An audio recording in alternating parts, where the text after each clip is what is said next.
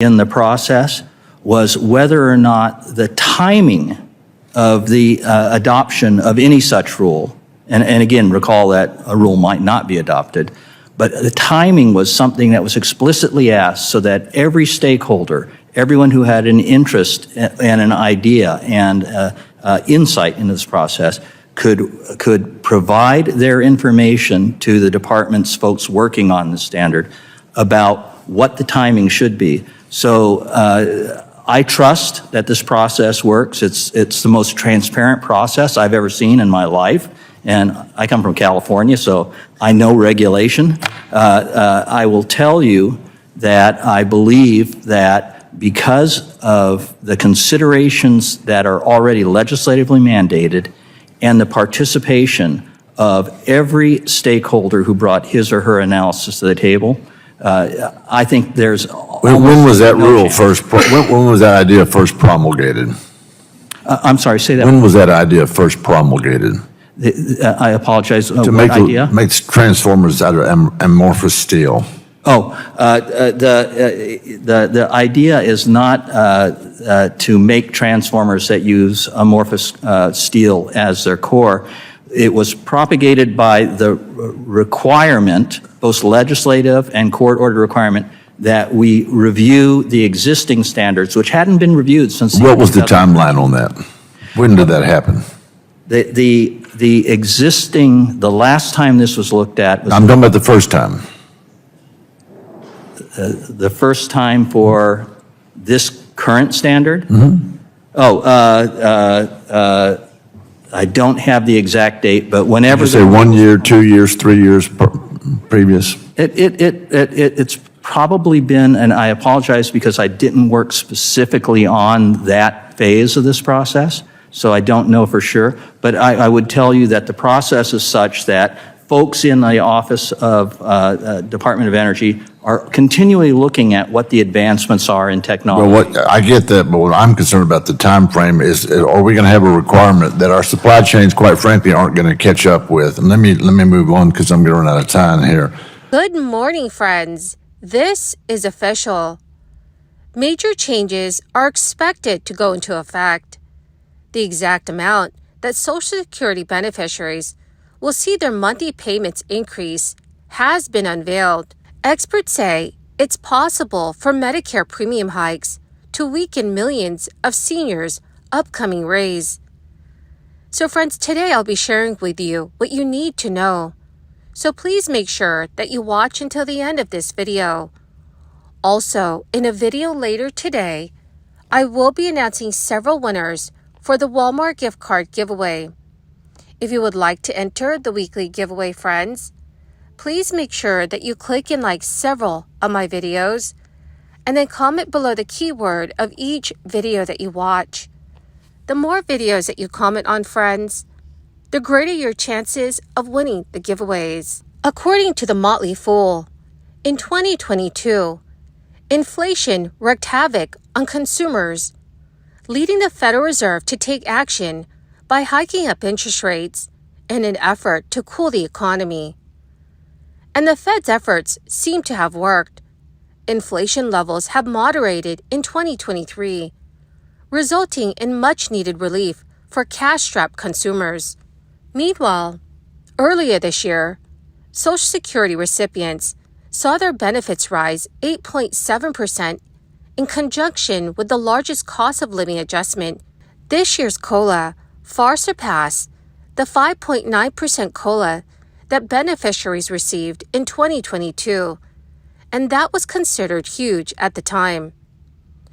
It has been confirmed that in early 2024, seniors on Social Security will see their benefits rise by 3.2%.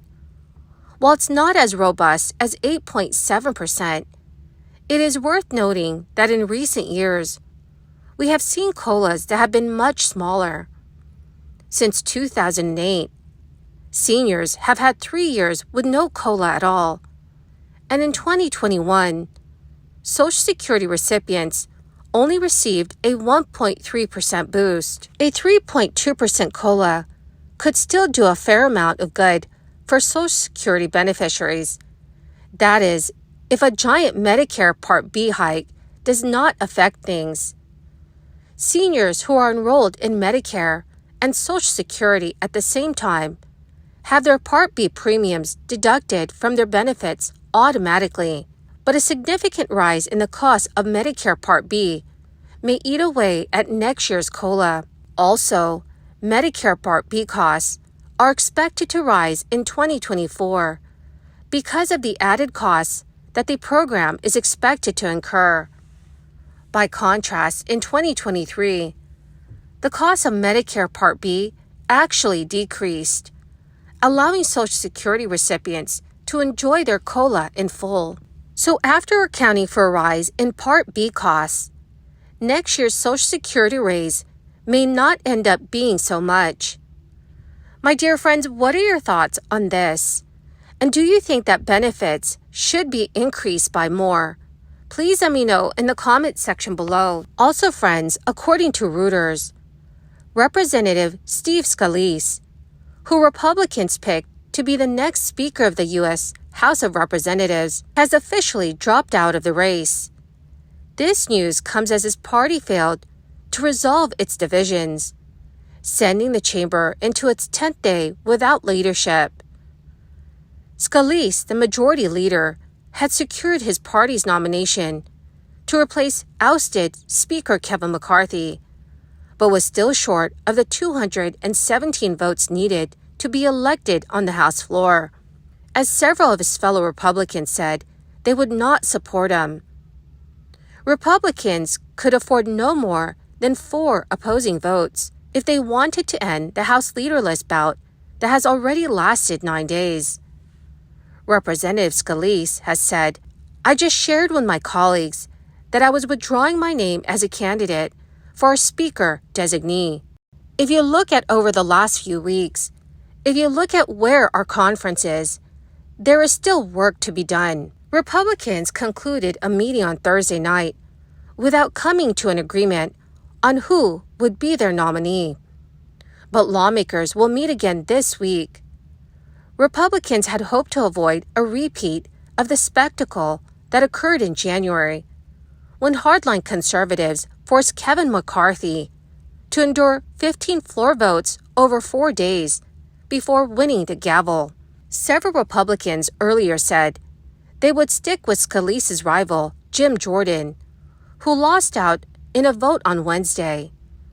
Representative Greg Murphy said it was not clear that Jim Jordan could win enough support to succeed on the floor. Representative Patrick McHenry, who was named as temporary speaker after McCarthy's ouster, is seen as a possible fallback candidate if no one else has enough votes.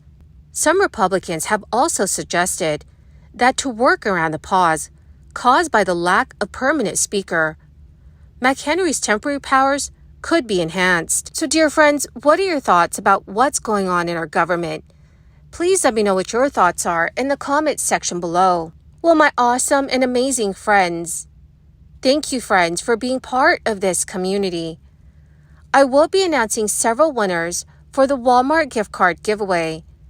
If you would like to enter these weekly giveaway, friends, please click and like several of my videos, and then comment below the keyword of each video that you watch.